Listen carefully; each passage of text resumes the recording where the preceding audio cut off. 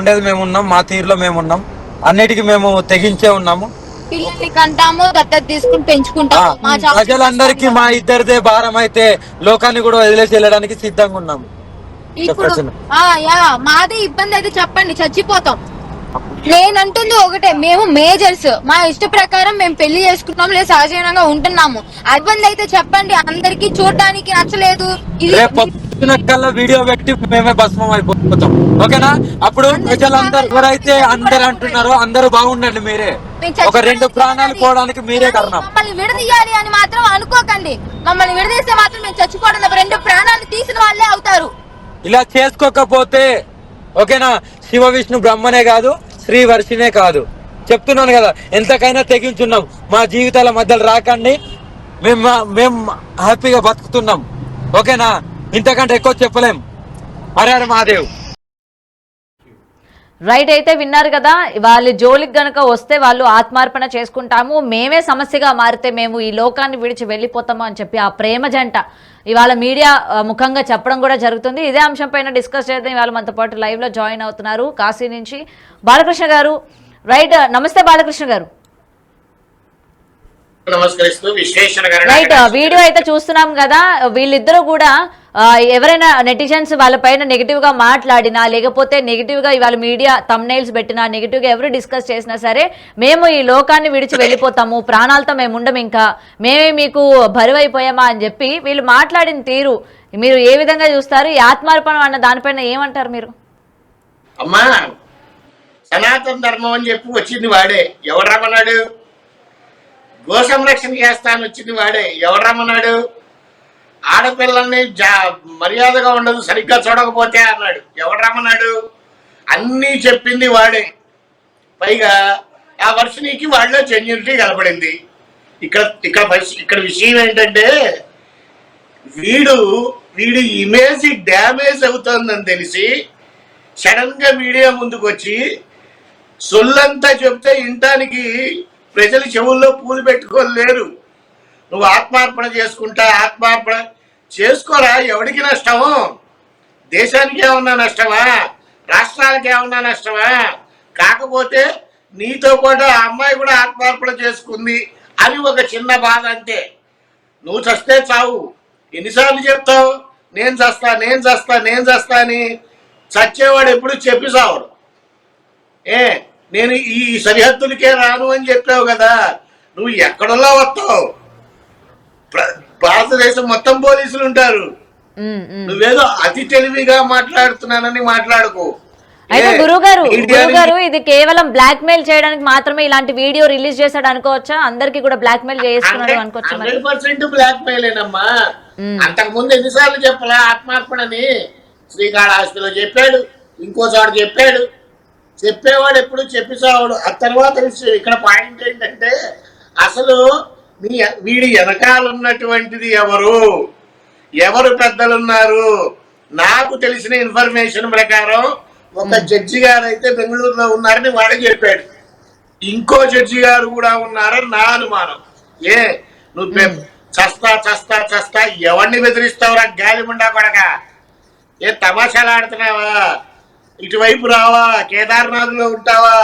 అదే మొన్నటి వరకు కూడా తను చెప్పడం జరిగింది, నేను తెలంగాణ వస్తాను, తన పైన ఉన్న కేసులకి సంబంధించి నేను క్లారిఫికేషన్ ఇచ్చుకుంటాను అని నిన్నటి వరకు చెప్పిన వ్యక్తి ఈ రోజు నేను అటు ఆంధ్రాకి కానీ తెలంగాణకు కానీ నేను రాను, నేను ఇంక ఇక్కడే ఉంటాను, మీరెవరు మా జోలికి రావద్దని చెప్తున్నాడు. అబ్బా, మీకు పాయింట్ అర్థం కావట్లా. చట్టాలను తిట్టాడు, న్యాయస్థానాలను తిట్టాడు, డిపార్ట్మెంట్ వాళ్ళని కొట్టాడు. ఏ మీడియా అయితే వాడిని హైప్ చేసిందో ఆ మీడియా వాళ్ళని కూడా ఫోన్ చేసి కత్తులతో చంపేస్తా అన్నాడు. వాడి పక్కన ఎవడో గొట్టంగాడు ఉన్నాడు, వాడి శిష్యుడు, వాడు ఫోన్లో మాట్లాడటం. ఈడికే గతి లేదు. ఒరే దొంగనా కొడక, నీ నాటకాలు చాలా చూసా. ఫస్ట్ ఇప్పుడు నేను ఒక మాట మాట్లాడుతున్నా ఇను. నువ్వు ఎవరికి ఫోన్లు చేసి డబ్బులు ఆఫర్ చేశావో నాకు తెలుసు. నీ వెనకాల ఏ రాజకీయ నాయకులు ఉన్నారో నాకు తెలుసు. నీ వెనకాల డిపార్ట్మెంట్ వాళ్ళు ఎవరున్నారో నాకు తెలుసు. ఇవన్నీ నేను హైదరాబాద్ వచ్చి విత్ ప్రూఫ్స్ తో ప్రెస్ మీట్ పెడతా. పిచ్చ పిచ్చ మొత్తం కూడా వేషాలు గురుగారు అంటే మీరు మొత్తం కూడా సేకరిస్తున్నారా వివరాలన్నీ? అంటే ఏ పొలిటీషియన్ ఉన్నాడు, లేకపోతే డిపార్ట్మెంట్ లో ఎవరు ఉన్నారు అని చెప్పి, ఇటు లాయర్స్ కానీ లేకపోతే జడ్జిలు కానీ ఎవరెవరు ఉన్నారు అని చెప్పి ఇప్పుడు మొత్తం కూడా దానికి సంబంధించిన ఇన్ఫర్మేషన్ అంతా కూడా మీరు గ్యాదర్ చేస్తున్నారా? మొత్తం ఇన్ఫర్మేషన్ గ్యాదర్ చేస్తున్నాను. ఆల్మోస్ట్ 60% ఇన్ఫర్మేషన్ వచ్చేసింది. ఇప్పుడైతే నేను రివీల్ చేయదలుచుకోలేదు, మీడియా ముందుకి కూడా రాను. ఇవన్నీ డైరెక్ట్ గా ముఖ్యమంత్రి గారికి అందజేస్తాను. తర్వాత మీడియాకు వస్తా. ముందరే మీడియాకు వస్తే ఈ ముండా కొడుకు వేసే నాటకాలు ఏంటో నాకు బాగా తెలుసు. ఇక్కడ పాయింట్ అది కాదమ్మా. నేను ఒక మాట మాట్లాడతాను, దయచేసి మధ్యలో డిస్టర్బ్ చేయొద్దు. విశాఖపట్నంలో ఒక గురువు ఉన్నాడు. ఆయన గురువు అని నేను అనను, ఆయన పేరు యోగి ప్రభాకర్. యోగి ప్రభాకర్ గారు గతంలో కూడా మాట్లాడారు కదండి. గతంలో ఈయనకి బట్టలు కప్పడం కావచ్చు అన్ని అతను గురువు అని చెప్పాడు కదా. ఒక్క నిమిషం తల్లి. ఈ యోగి ప్రభాకర్ గారు వీడిని తీసుకెళ్లి బట్టలు కప్పి వీడు అఘోరావాడు, వీడు తోపు తురుము, వీడంత గొప్పవాడు లేడు అని మీడియాకి చెప్తే ప్రస్తుతం చిన్న చిన్న సాధనలు చేసుకునే వాళ్ళు ఏ స్థితిలో ఉంటారో ఆలోచించండి. ఆయన చెప్పిన దానికి నమ్మి ఈ ముండా కొడుకు దగ్గరికి వెళ్తే వీడికి ఏమొచ్చు? ఒక పాయింట్. రెండు, అదే యోగి ప్రభాకర్ గారు హిమాలయాల్లో గురువులందరూ కలిసి మీటింగ్ పెట్టుకున్నాం, ఇంకా నయం హిమాలయాల్లో పెట్టుకున్నాం అన్నాడు, మేఘాల్లో పెట్టుకున్నాం అలా మీటింగు. తల్లిదండ్రుల అనుమతి లేకుండా ఎవరిని తీసుకురాకూడదు అని కొత్త విషయాన్ని, ఓ గొప్ప విషయాన్ని కనిపెట్టినట్టు చెప్పాడు. తల్లిదండ్రుల అనుమతి లేకుండా ఏ పని చెయ్యకూడదని నువ్వు చెప్పేదేంటి?